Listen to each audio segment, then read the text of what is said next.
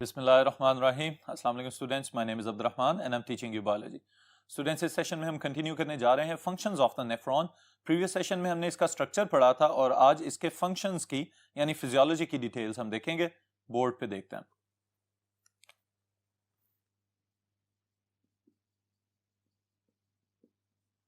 Alright students,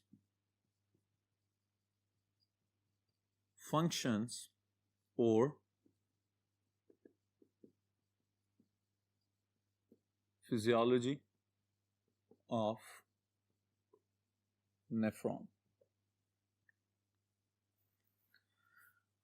जी students, बुनियादी तौर पे हम जो बात यहां पे करने जा रहे हैं that will cover the whole significance of the excretory system. Terrestrial organisms के अंदर जो किडनीज हैं और जो स्पेशलाइज्ड एक्सक्रीटरी सिस्टम है उसके लिए जो इक्विप्ड टूल्स हमारे पास मौजूद हैं दे आर द नेफ्रॉन्स। और नेफ्रॉन्स में भी फिर हम स्पेसिफाई करेंगे द जुक्स्टामेडुलरी नेफ्रॉन्स। अगर आपको इसके कंपोनेंट्स याद हो तो जल्दी से रिवाइज कर लेते हैं इनको। सबसे पहले नंबर पे वी स्टडीड के एक ब्लड वेसल्स का एक ग्रुप और एक गुच्छा जमघटा इसके पास आएगा जिसको हम कहेंगे ग्लोमेरुलस। ग्लोमेरुलस जिस कप शेप्ड स्ट्रक्चर के अंदर आके एंटर हो रहा है उसका नाम था बुमेन्स कैप्सूल। बुमेन्स कैप्सूल का ट्यूब एक्सटेंड होता हुआ प्रॉक्सिमल कॉन्वोल्यूटेड ट्यूब्यूल जिसको हमने एब्रिविएट किया पीसीटी। फिर उसके बाद ये डाउनवर्ड डिसेंड होना शुरू हो जाता है, यानी एक लूप है यू शेप्ड और उसका जो नीचे जाता हुआ यानी वो पार्ट जहां से फिल्ट्रेट नीचे गिरेगा उसको हम कहेंगे डिसेंडिंग लिम्ब या डिसेंडिंग लूप। डिसेंडिंग लूप के बाद फिर असेंडिंग पार्ट जिसको हमने थिक लूप भी कहा क्योंकि उसका कुछ हिस्सा जो है वो थोड़ा सा वाइड या मोटा हो जाता है इस वजह से। फिर उसके बाद जो पार्ट है that is the distal convoluted tubule abbreviated as DCT. Alright, और फिर डीसीटी के बाद कलेक्टिंग डक्ट या कलेक्टिंग ट्यूब्यूल और फिर उसके बाद यूरिनरी पैसेज। अब ये सारे के सारे तो कंपोनेंट्स थे इसके स्ट्रक्चर के एतबार से, के साख्त के एतबार से ये नेफ्रॉन इन चीजों पे मुश्तमिल है। फिर इस नेफ्रॉन को बाहर से कवर किया हुआ है पेरिट्यूबुलर नेटवर्क ने, जिसमें हमने जुक्स्टामेडुलरी नेफ्रॉन का एक स्पेसिफिक टूल पढ़ा that is known as the vasa recta. Straight vessels लेकिन बहुत ज्यादा इंपॉर्टेंट है। अब जो काम नेफ्रॉन्स कर रहे हैं स्टूडेंट्स, ये सारे के सारे फंक्शंस हम सबसे पहले लिस्ट करते हैं फिर उसके बाद इनकी डिटेल्स में चलेंगे। The first thing is filtration. Alright, और इसको अगर हम थोड़ा सा और स्पेसिफाई करना चाहें तो इसको स्टूडेंट्स हम लिखेंगे प्रेशर फिल्ट्रेशन। ऑलराइट, फिल्ट्रेशन के बाद the second part is reabsorption. वैसे तो ये ओवरऑल पूरे नेफ्रॉन में ही चलता रहता है लेकिन यहां पे चूंकि मैक्सिमम है इस वजह से इसको हम लिख रहे हैं। फिर उसके बाद जो चीज आप याद रखेंगे दैट इज सिक्रीशन। वो चीजें जो एपिथेलियल सेल्स खुद सिक्रीट कर रहे हैं अलग अलग से ब्लड प्रेशर को मेंटेन करने के लिए या पीएच वगैरह को मेंटेन करने के लिए। फिर उसके बाद the most important part is concentration of excretory product that is basically urine। all right, फिर इसके साथ ही साथ स्टूडेंट्स एक और छोटा सा पॉइंट मैं यहां पे ऐड कर रहा हूं क्योंकि इसके बगैर ये सारे फंक्शंस मुमकिन नहीं। Role of hormones. All right, दो हार्मोन्स आपकी बुक में मेंशन किए हुए हैं, इनकी डिटेल्स हम देखेंगे और उसके अलावा रेनिन एंजियोटेंसिन वगैरह भी सिक्रीट किए जाते हैं। ऑल राइट, अब फिर इसके साथ जो होम्योस्टेटिक फंक्शन है इसका ये भी मैं मेंशन कर रहा हूं यहां पे।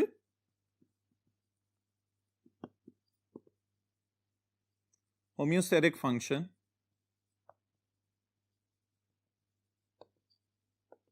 Of maintaining blood pressure and pH.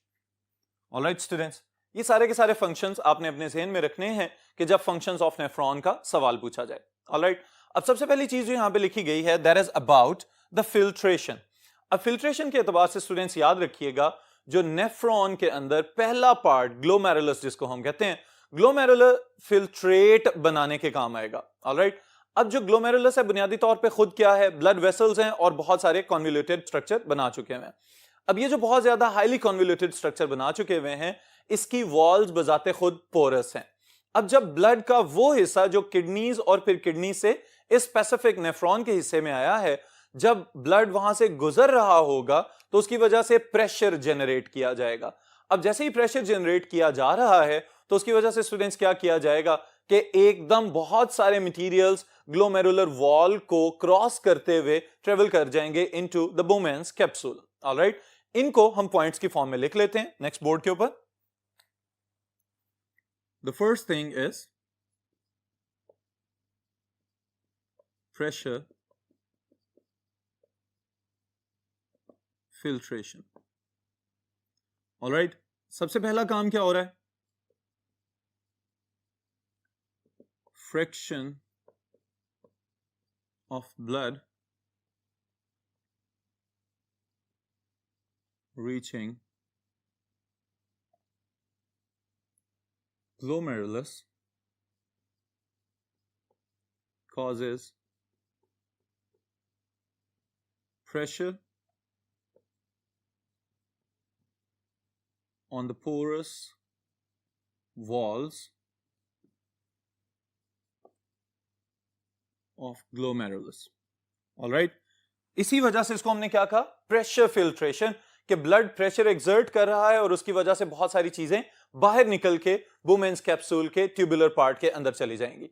अब इसका मतलब यह है कि यहां पे फिल्ट्रेशन प्रोसेस हो रहा है, मेम्ब्रेन्स क्रॉस करके मटेरियल्स आगे जा रहे हैं, तो वो सारा कुछ जो फिल्टर होने के रिजल्टेंट प्रोडक्ट के फॉर्म में हमारे पास आ रहा है, चूंकि ग्लोमेरुलस से निकल के जा रहा है बोमेंस कैप्सूल के अंदर, तो उसका नाम हम रख देंगे ग्लोमेरुलर फिल्ट्रेट।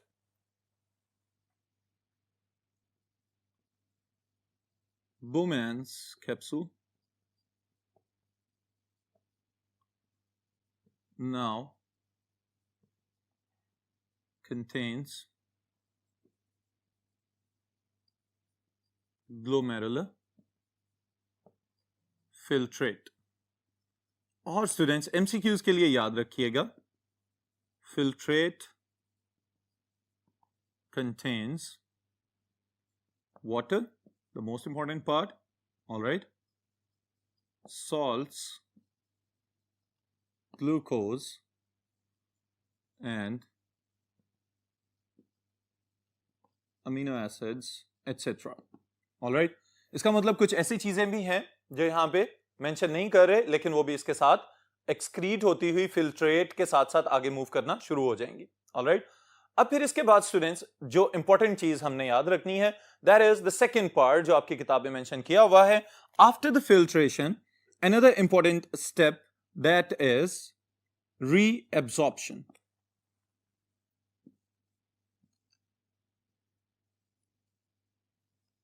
reabsorption के लिए the most important part is proximal convoluted tubule। all right, और आपकी इंफॉर्मेशन के लिए मैं यहां पे लिख रहा हूं 80% of glomerular filtrate is reabsorbed by peritubular capillaries from proximal convoluted tubule। all right, यानी वो सारा कुछ जो फिल्ट्रेट की फॉर्म में ट्रेवल करके बोमेंस कैप्सूल में आया और फिर बोमेंस कैप्सूल से प्रॉक्सिमल कॉन्वोल्यूटेड ट्यूब्यूल के अंदर मूव करके गया, उसमें से 80% चीजों को इंक्लूडिंग एवरीथिंग, जिसके अंदर हम सोडियम क्लोराइड वगैरह को भी शामिल कर रहे हैं, जिसके अंदर हम वाटर को भी शामिल कर रहे हैं, ग्लूकोज को भी और अमीनो एसिड्स को भी, क्योंकि यहां तक बड़े व्हाइट ब्लड सेल्स वगैरह या बड़े प्रोटीन्स क्रॉस करके नहीं आ सके, तो जो कुछ भी मूव करके आया उसमें से 80% चीजों को पेरिट्यूबुलर कैपिलरीज यानी प्रॉक्सिमल कॉन्वोल्यूटेड ट्यूब्यूल को कवर करने वाली कैपिलरीज जो हैं वो रीएब्सॉर्ब कर लेती हैं। ऑलराइट, तो रीएब्सॉर्प्शन का सबसे ज्यादा हिस्सा प्रॉक्सिमल कॉन्वोल्यूटेड ट्यूब्यूल में मुकम्मल कर लिया जाता है। अब इसके बाद बचेगा सिर्फ 20%, तो 20% फिल्ट्रेट की रीएब्सॉर्प्शन बाकी सारे कंपोनेंट्स में चलती रहती है। ऑलराइट, लूप ऑफ हेनले के डिसेंडिंग पार्ट में, असेंडिंग पार्ट में, उसके बाद डीसीटी में और फिर कलेक्टिंग ट्यूब्यूल के अंदर। ऑलराइट, आपकी बुक के सीक्वेंस के according the next part is that is about secretion.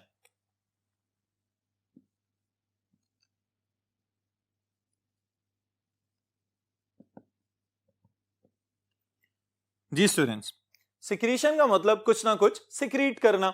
अब यहां पे याद रखिएगा, मैं पहले एक जुमला लिख देता हूं, फिर उसके बाद इसकी एक्सप्लेनेशन सुनिए। Hydrogen ions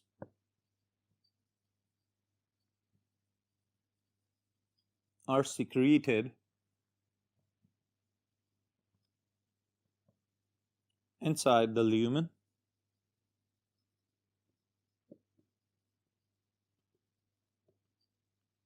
to maintain the pH. Alright. Nephron के अंदर हाइड्रोजन आयंस को ट्यूबुलर सेल्स सिक्रीट कर रहे हैं इनसाइड द ल्यूमेन। ऑलराइट, अब हाइड्रोजन आयंस सिक्रीट हो रहे हैं। यहां पे अहम बात याद रखिएगा स्टूडेंट्स कि हाइड्रोजन आयंस तो वो हैं जो आपकी किताब में लिखे हुए हैं, इसके साथ ही साथ बाइकार्बोनेट आयंस को भी शामिल कर लें तो ये याद रखिएगा बाइकार्बोनेट आयंस और हाइड्रोजन आयंस मिलकर क्या बनाएंगे, carbonic acid.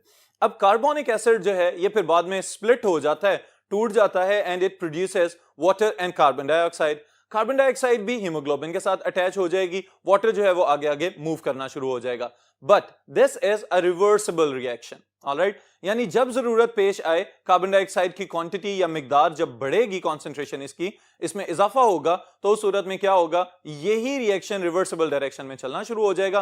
Carbon dioxide and water, it will again react to form carbonic acid. इसी वजह से बाज़ औक़ात यूरिन के अंदर जो है वो एसिडिटी भी कॉज हो जाती है। ऑलराइट, तो ये बात याद रखिएगा कि इस रिएक्शन का होना बेशक वो फॉरवर्ड डायरेक्शन में है या रिवर्स डायरेक्शन में है, दोनों डायरेक्शंस में पानी का बन जाना या कार्बोनिक एसिड का बन जाना, this is to maintain the pH within the interstitium of the kidney. Alright, गुर्दे के अंदर और उसके बाद नेफ्रॉन के अंदर जो एक्सक्रीटरी प्रोडक्ट्स आप बनाने जा रहे हैं, उनकी पीएच को रेगुलेट करना भी बहुत ही ज्यादा इंपॉर्टेंट काम है। तो ये काम हाइड्रोजन आयंस और बाइकार्बोनेट आयंस को सिक्रीट करके मुकम्मल किया जा रहा है। ऑलराइट स्टूडेंट्स, फिर इसके बाद सिक्रीशन के साथ जो नेक्स्ट हमारा टॉपिक आ रहा है, that is the most important part of this topic, और वो है concentration of the excretory products.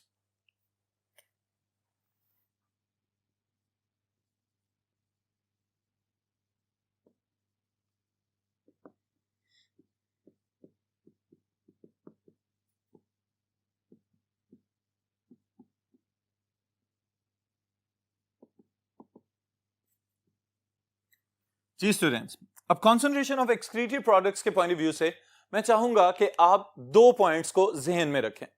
पहला तो ये कि जब आपके पास fairly abundant supply of water मौजूद है, ऑलराइट, यानी सफिशिएंट पानी आपके पास मौजूद है, पानी का इनटेक नॉर्मली चल रहा है, ऑलराइट, उस केस में क्या होगा कि जब पानी बहुत ज्यादा अवेलेबल है आपको, तो उस सूरत में बॉडी वाटर को कंजर्व करने वाली फेज में एंटर नहीं होगी। तो उस सूरत में the body it will produce large amounts of dilute urine. Alright, तो इस चीज को हम लिख लेते हैं यहां पे ताकि आपको याद रह जाए।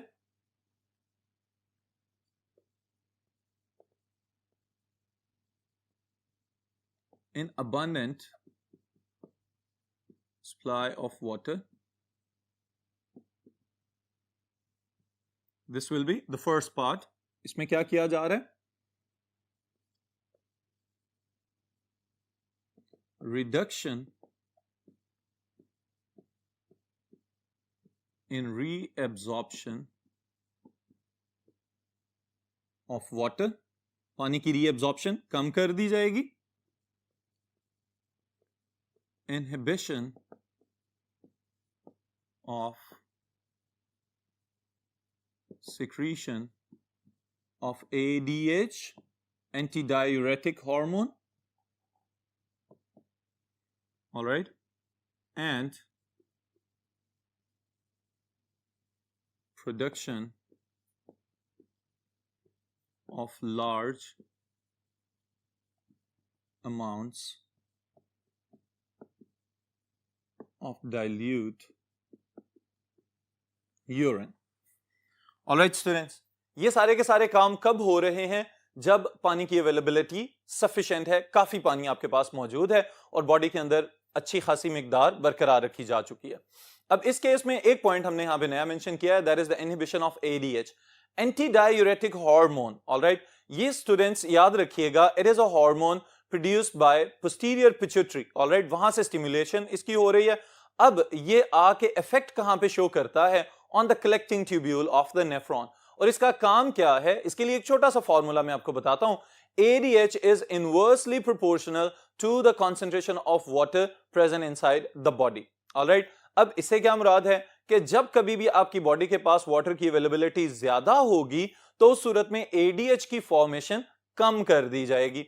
लेकिन एट द सेम टाइम जब बॉडी के अंदर वाटर की कमी हो रही है और वाटर इनटेक या वाटर अवेलेबिलिटी कम होता जा रहा है तो उस सूरत में क्या किया जाएगा, ADH को ज्यादा से ज्यादा सिक्रीट किया जाएगा ताकि बाहर जाते हुए यूरिन में से ज्यादा वाटर को रीएब्सॉर्ब किया जा सके। ऑलराइट, ये किस तरह से इसको रेगुलेट करता है इंशाल्लाह अभी भी नेक्स्ट पार्ट में मैं आपको बताता हूं। ऑलराइट, फिर इसके बाद जो सेकंड फेज स्टूडेंट्स हम इसकी बनाएंगे that will be the different one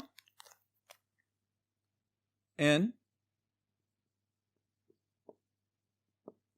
restricted supply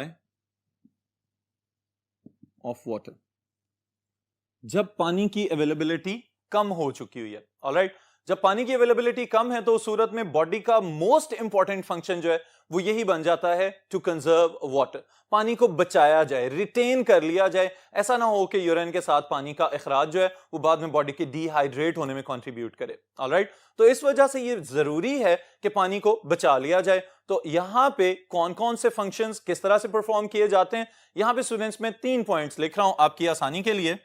the first thing is most important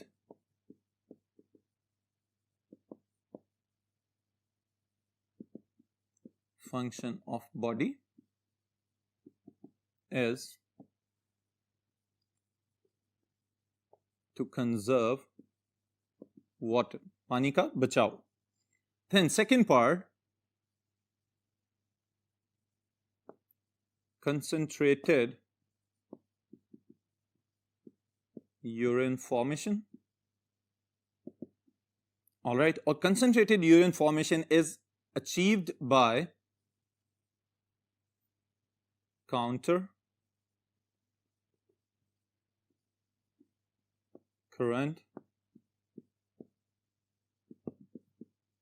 multiplier mechanism. All right, and hormones, और हॉर्मोन्स में हम शामिल कर रहे हैं एक तो यही जिसका नाम अभी हमने ऊपर पढ़ा ADH anti diuretic hormone, and the second one is aldosterone. Alright students, अब हमारे पास ये सारे के सारे पॉइंट्स आ चुके हैं। अब इनकी अगर हम डिटेल जानना चाहें तो आप इसमें क्या याद रखेंगे कि सबसे पहली बात क्या है, वाटर की कमी हो रही है तो बॉडी ने पानी को बचाना है, और किस तरह से बचाना है उसके लिए जो पहला स्टेप हमारे पास आ रहा है students that is counter current multiplier. Counter current multiplier को समझने के लिए आपके जहन में एक स्ट्रेट वेसल नाम का वेसल याद होना चाहिए जिसको हमने कहा था vasa recta. Alright, vasa recta are special tools for the juxtamedullary nephrons, और जक्स्टामेडुलरी नेफ्रॉन्स जो हैं यही इस बात को पॉसिबल बनाते हैं कि किस तरह से कंसंट्रेटेड यूरिन प्रोड्यूस करना है। ऑलराइट, अब इस बात से इन सारे पॉइंट्स को हम लिंक करना चाहें तो स्टूडेंट्स याद रखिएगा कि इस टर्म के ऊपर अगर गौर कर लें आप, counter current. Alright, counter current पहली चीज है। काउंटर करंट का मतलब क्या है कि अगर लेट्स से जो डिसेंडिंग लिम्ब है उसके अंदर ग्लोमेरुलर फिल्ट्रेट की डायरेक्शन है टॉप टू बॉटम, यानी ऊपर से नीचे की जानिब आ रहा है जो फिल्ट्रेट है। ऑलराइट, और दूसरी तरफ जो हमें चीज नजर आ रही है वो क्या है कि the flow of the blood with in the peritubular network, वो वेसल्स जिन्होंने डिसेंडिंग लूप को कवर किया हुआ है उनके अंदर ब्लड की डायरेक्शन क्या है, तो वो फ्रॉम बॉटम टू टॉप जा रहा है। ऑलराइट, तो ये अगर डायरेक्शन देखी जाए the filtrate is moving from top to bottom, alright, and the blood is moving from bottom to top, तो ये जो एंटी पैरेलल फ्लो बन रहा है this is known as counter current. अब इसकी वजह से सबसे ज्यादा बेनिफिट किस चीज को हो रहा है, कंजर्वेशन ऑफ वाटर को। पहली बात तो यहां पे एक छोटा सा पॉइंट मैं आपको बताता चलूं कि जो डिसेंडिंग लिम्ब है वाटर के लिए तो ये परमिएबल है, पानी को बाहर जाने की इजाजत दे रही है, लेकिन बहुत ज्यादा आयंस और डिसॉल्व सोल्यूट्स वगैरह को मूव करने की इजाजत नहीं है।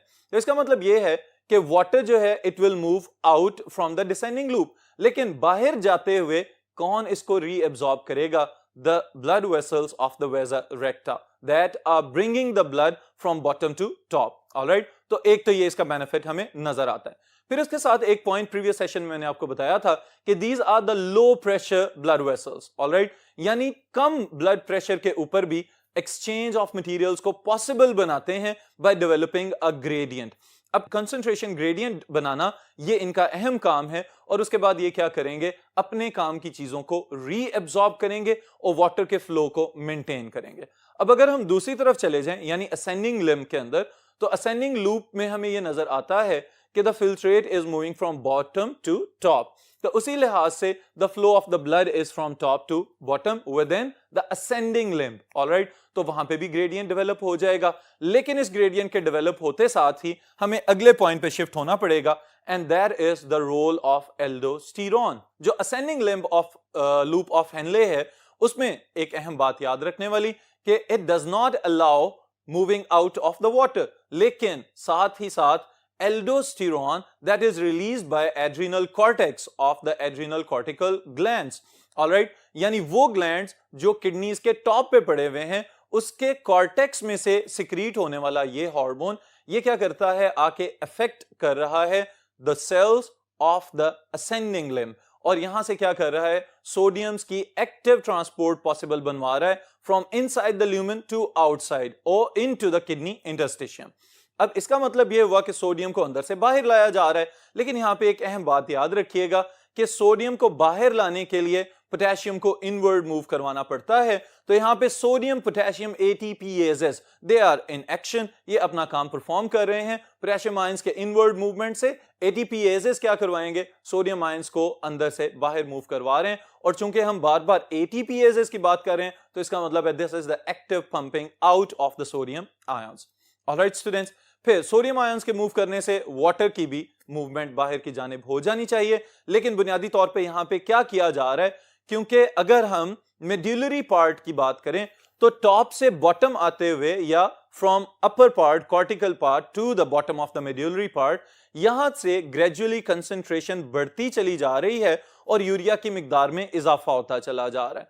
तो यूरिया को ल्यूमेन के अंदर मूव करवाना और सोडियम आयंस को बाहर मूव करवाना, इसका मकसद यह है कि यहां पे ऑस्मोटिक बैलेंस मेंटेन करके रखा जाए, क्योंकि अगर ऑस्मोटिक बैलेंस खुदा ना खास्ता मेंटेन्ड नहीं रहता तो जो कीमो रिसेप्टर्स यहां पे मौजूद हैं स्टूडेंट्स, वो फौरी तौर पे मैसेज भिजवाएंगे और ब्लड प्रेशर हाई होने के चांसेस बढ़ जाते हैं। ऑलराइट, तो उस सूरत में हमें इस चीज का ख्याल रखना है कि सोडियम आयंस मूव कर रहे हैं और साथ ही साथ जो कंसंट्रेटेड यूरिन प्रोडक्शन है वो काम नॉर्मली चल रहा है। होम्योस्टैटिक सिस्टम अपना काम खुद से परफॉर्म करता चला जाता है और उसके बाद फिल्ट्रेट को शिफ्ट कर दिया जाता है into distal convoluted tubule.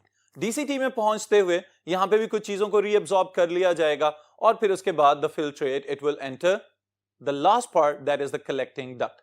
Collecting duct के ऊपर आपका एंटी डाययूरेटिक हार्मोन ये अपना एक्शन परफॉर्म कर रहा है, और एंटी डाययूरेटिक हार्मोन के लिए एक और बात मैं यहां पे बताता चलूं कि बुनियादी तौर पे मैंने आपको बताया था कि यूरिनेशन के प्रोसेस का एक और नाम है यूरेसिस, ऑलराइट, और डाययूरेसिस याद रख लें। तो एंटी डाययूरेटिक का मतलब क्या है कि ये वो वाला हार्मोन है जो यूरिनेशन के अगेंस्ट काम कर रहा है। ऑलराइट, अब इसका मतलब ये नहीं है कि यूरिनेशन के प्रोसेस को इनहिबिट कर रहा है, इसका मतलब ये है कि ये डाइल्यूट यूरिन फॉर्मेशन के ऑपोजिट काम करेगा। तो पानी को कंजर्व करवाता है, water retention with in the body को प्रमोट करता है और कंसंट्रेटेड यूरिन फॉर्मेशन में बहुत ज्यादा हेल्पफुल है। Alright students, anti diuretic hormone collecting tubule में से बाहर जाते हुए फिल्ट्रेट में से मजीद पानी को रीअब्सॉर्ब कर लेगा और उसके बाद फिर मैक्सिमम कंसंट्रेशन जो बच रही है चीजों की, they are your waste products, जिसमें सबसे ज्यादा यूरिया, उसके बाद क्रिएटिनिन वगैरह और कुछ और डिसॉल्व सब्सटेंसेस मौजूद हैं। बाज़ औक़ात किसी इन्फेक्शन की वजह से या किसी मैलफंक्शनिंग की वजह से टूटे फूटे वाइट ब्लड सेल्स या पस सेल्स वगैरह जिनको हम कहते हैं, और रेड ब्लड सेल्स भी समटाइम्स टूट के इसमें शामिल हो जाते हैं, and that thing is known as urine.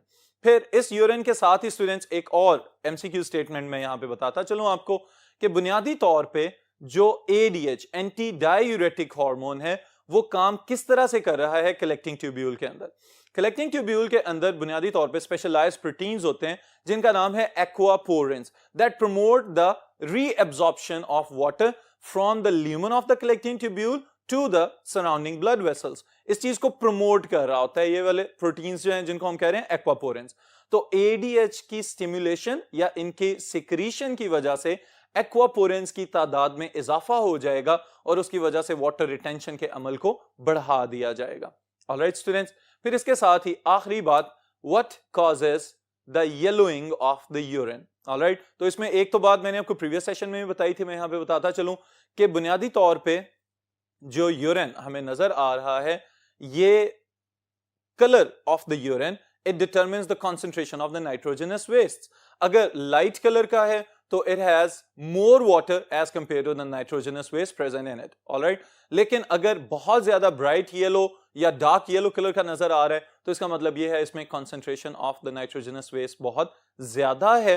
तो उस सूरत में हमें पता चल जाता है कि वाटर इनटेक करने की जरूरत है, पानी ज्यादा पिएं, अपने आप को भी सेहतमंद रखें। ऑलराइट, फिर यूरोबिलिन्स वगैरह की तरह के पिगमेंट्स जो हैं वो इसके अंदर मौजूद हैं that are being excreted. Alright students, यहीं पे इख्तिताम कर रहे हैं इस सेशन का, फिर इंशाल्लाह